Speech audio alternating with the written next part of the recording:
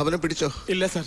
അതെങ്ങനെ? ബോധം കെട്ട് വീണ സാറിനെ ഹോസ്പിറ്റലിൽ എത്തിക്കോ അതോ അവനെ പിടിക്കാൻ പോവോ? പിന്നെ താൻ തന്നെ പ്രതിയെ പിടിച്ചു എന്ന് പറഞ്ഞ എല്ലാ പത്രത്തിലും വിളിച്ചു പറഞ്ഞു എന്തിന്?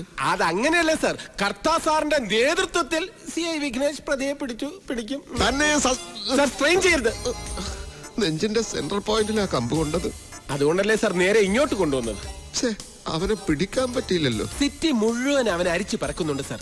അവൻ നമ്മൾ വിചാരിക്കുന്ന പോലെ ഒന്നുമല്ല സാർ. അവനൊരു പഠിച്ച കള്ളനാണ്. ഏതുവരെ പഠിച്ചിട്ടുണ്ട്? അതല്ല സാർ, അവനൊരു കായംകുളം കൊച്ചുണ്ണിയാണ്. അവൻ കായംകുളം കൊച്ചുണ്ണിയാണെങ്കിൽ ഞാൻ ഇത്തിക്കരപ്പക്കിയ. അതെനിക്കറിയാം സാർ.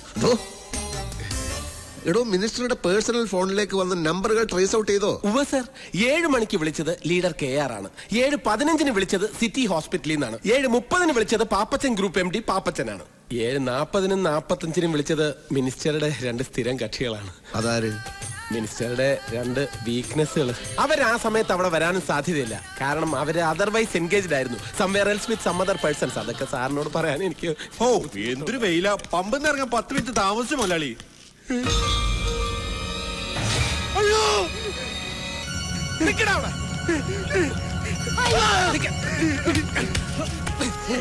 എന്നെ ഒന്നും ചെയ്യില്ല സാറേ, ഞാനൊരു തെറ്റ് ചെയ്തിട്ടില്ല. പിന്നെ നീ എന്തിനാടാ ഓടിയത്? പേടിച്ചിട്ടാ. മന്ത്രിയെ കൊന്ന് ഞാനാണെന്നും പറഞ്ഞ് പോലീസ് തപ്പുണ്ടെന്ന് പറഞ്ഞു. സത്യമായിട്ട് ഞാനൊന്നും ചെയ്തിട്ടില്ല. കൊല്ലാൻ വന്നവരെ ഞാൻ കണ്ടു എന്നുള്ളത് നേരാ.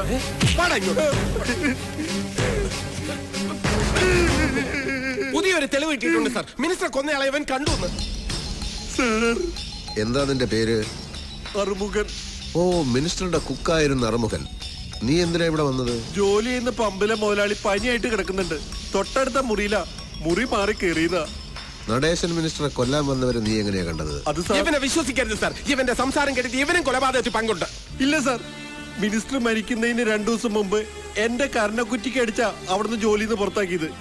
പെങ്ങടെ കല്യാണത്തിന് കുറച്ച് കാശ് കടം ചോദിച്ചു എന്നല്ലാതെ മറ്റൊരു തെറ്റ് ഞാൻ ചെയ്തിട്ടില്ല. മിനിസ്റ്റർ മരിച്ചന്ന് രാത്രി അങ്ങോട്ട് കാറ് പോകുന്ന കണ്ടു.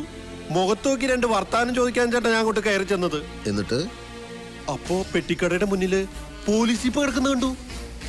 പോലീസ് ജീപ്പോ? അതെ സാർ. നീ കണ്ടോടാ? കണ്ടു സാർ. ചുമ്മാതെ കള്ളം പറഞ്ഞ ഇടിച്ചു നിന്റെ കൂമ്പിളക്കം. നീ കണ്ടോടാ? കണ്ടോടാ? താനൊന്ന് അടങ്ങടോ, അവൻ പറയട്ടെ. അല്ല സാർ, ഇവൻ പറയുന്ന കേട്ട പോലീസുകാരാണ് ഇത് ചെയ്തതെന്ന് തോന്നും. പോലീസുകാരെന്താ ഇതിന് മോശാണ്? അയ്യോ, പൊള്ളിയോ? പോലീസുകാർ ഒരുപാട് തല്ലിയല്ലേ?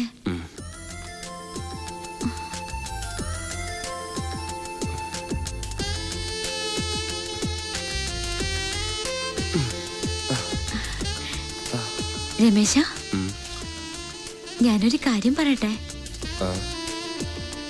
ആണുങ്ങളെ ഒന്നും വിശ്വസിക്കാൻ കൊള്ളില്ലെന്നായിരുന്നു എന്റെ വിചാരം. പക്ഷെ ഇപ്പോ തന്നെ ഇത്ര അടുത്ത് പരിചയപ്പെട്ടപ്പോ I think you are a gentleman. Leader KRന്റെ കൊച്ചുമോൾക്ക് ആദ്യമായിട്ടാ ഇങ്ങനൊരു ഫീലിംഗ്. മനസ്സിന്റെ പിടി വിട്ടുപോകുമെന്നൊരു തോന്നൽ. അതുകൊണ്ട് ഞാനൊരു കാര്യം തീരുമാനിച്ചു. തന്നെ ഇനി ഇവിടെ ഇങ്ങനെ നിർത്തിയാൽ ശരിയാവില്ല. ഞാൻ പറഞ്ഞില്ലേ, എന്റെ അമ്മയെ ഓർത്തിട്ടാ. ഇല്ലെങ്കിൽ ഞാൻ എപ്പോഴേ ഈ നാട് വിട്ടേനെ. പേടിച്ചു പോയോ? ഞാൻ ചുമ്മാ പറഞ്ഞതാ. രമേശൻ എങ്ങോട്ടും പോണ്ട. സത്യം പറഞ്ഞ തന്നെ കാണാതിരിക്കാൻ പറ്റാത്ത അവസ്ഥയിലാ ഞാൻ. താൻ എന്നും എന്നോടൊപ്പം ഉണ്ടാവണമെന്നൊരു തോന്നൽ.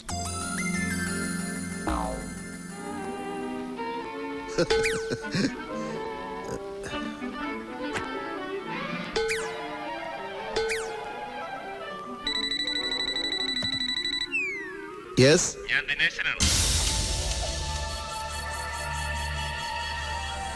ഏത് CBI? എവിടുത്തെ CBI? എടോ, CBIയും സേതുരാമയ്യരും ഒക്കെ സിനിമയിൽ നടക്കും. കമ്മീഷണർ കർത്തായെ പോലുള്ള ഇന്റലിജന്റ് ഓഫീസേഴ്സ് കേരള പോലീസിൽ ഉള്ളിടത്തോളം കാലം ഈ കേസിൽ ഒരു വിദേശ ശക്തിയും ഇടപെടേണ്ട ആവശ്യമില്ല. അണ്ടർസ്റ്റാൻഡ്? സർ, പുതിയ ഹോം മിനിസ്റ്റർ വന്നിരിക്കുന്നു. ഇങ്ങോട്ട് വന്നിരിക്കുന്നു? സത്യപ്രതിജ്ഞയ്ക്ക് മുമ്പ് നടേശൻ മിനിസ്റ്ററുടെ കൊലപാതകയെ കണ്ടുപിടിക്കാമെന്ന് ഏറ്റെടുത്തതാ.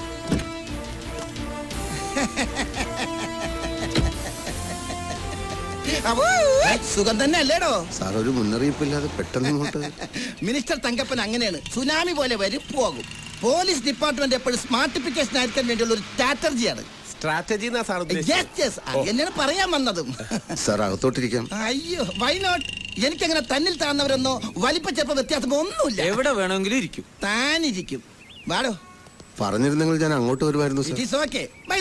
കേസ് അന്വേഷണത്തിനിടയിൽ നിങ്ങൾ തല്ലുകൊണ്ട് ദുരിതാശ്വാസ ക്യാമ്പിലായിരുന്നെന്ന് കേട്ടല്ലോ. അല്ല, ഞാൻ ഹോസ്പിറ്റലിലായിരുന്നു. അത് തന്നെ ഞാൻ ഉദ്ദേശിച്ചത്. ഈ പാർട്ടി ഹൈക്കമാൻഡിന്റെയും കൂട്ടുകക്ഷികളുടെ നിർബന്ധം സഹിക്കാനാവാതെ വന്നപ്പോ ഞാൻ മന്ത്രി ആയെങ്കിലും നിങ്ങളെപ്പോലുള്ള പോലീസുകാരൊക്കെ എനിക്ക് മറക്കാൻ പറ്റുമോ? ഞാൻ നിങ്ങളെ നേരിട്ട് കണ്ട് അഭിനന്ദിക്കാൻ വന്നാണ്. എന്റെയും എന്റെ പാർട്ടിയുടെയും എല്ലാമായ നടേശൻ സാറിന്റെ ഘാതകനെ കണ്ടുപിടിക്കുന്നതിൽ കമ്മീഷണർ വളരെ ദൂരം മുന്നോട്ട് പോയിരിക്കുന്നു എന്ന് രാവിലെ DGP വിളിച്ചു പറഞ്ഞു. അറിഞ്ഞ ഉടനെ ഹോസ്പിറ്റലിലേക്ക് പുറപ്പെട്ട. അപ്പൊ ഞാനാ പറഞ്ഞ ഡിസ്ചാർജ് ആയി വീട്ടിലുണ്ടെന്ന്. ആ ഹാപ്പി ന്യൂസ് കേട്ടപ്പം സന്തോഷമായി സർ. സാറിനെ അറിയിക്കേണ്ട, മിനിസ്റ്റർ തന്നെ നേരിട്ട് പറഞ്ഞോളാന്ന് പറഞ്ഞു. മണ്ണെണ്ണ കലർത്തിയ പെട്രോൾ ഒഴിച്ച ഓടി അലർന്ന ഓട്ടോറിക്ഷ നിങ്ങൾ അന്ന് പറഞ്ഞപ്പോ ഞാൻ നിങ്ങളെ പുച്ഛിച്ചു. പക്ഷെ ഇപ്പൊ I am understand you are very violent. Intelligent എന്നാ ഉദ്ദേശിച്ചത്. എന്തോ അതന്നെ. അപ്പൊ ഓട്ടോറിക്ഷ കണ്ടെത്തി സാർ.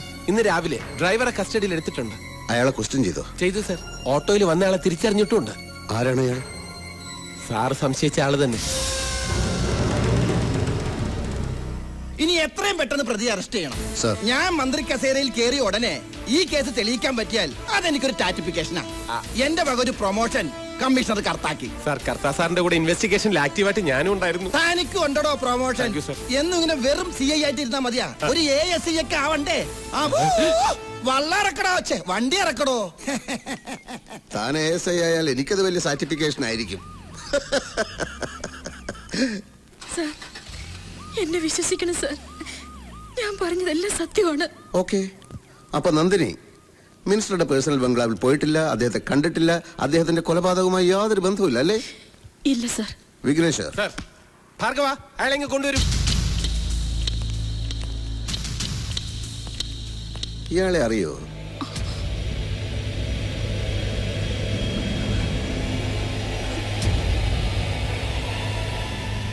താൻ ഇവരെ അറിയോ? ഓ, അറിയും സാറേ. എങ്ങനെ അറിയും? ഞങ്ങളും പത്രങ്ങളും ടിവികളും ഒക്കെ കാണുന്നവർ തന്നെ. നടേശ സാറിനെതിരെ കേസ് കൊടുത്തത് ഇവര് തന്നെയല്ലേ? അന്ന് തന്റെ ഓട്ടോയിൽ അവിടെ വന്നിറങ്ങിയത് ഇവര് തന്നെയാണെന്ന് ഉറപ്പാണോ? തന്നെ സാർ, ഞാൻ എന്റെ കണ്ണുകൾ കൊണ്ട് കണ്ടു തന്നെ. ഇവര് തന്നെ. എന്നാ താൻ പോയിക്കോ.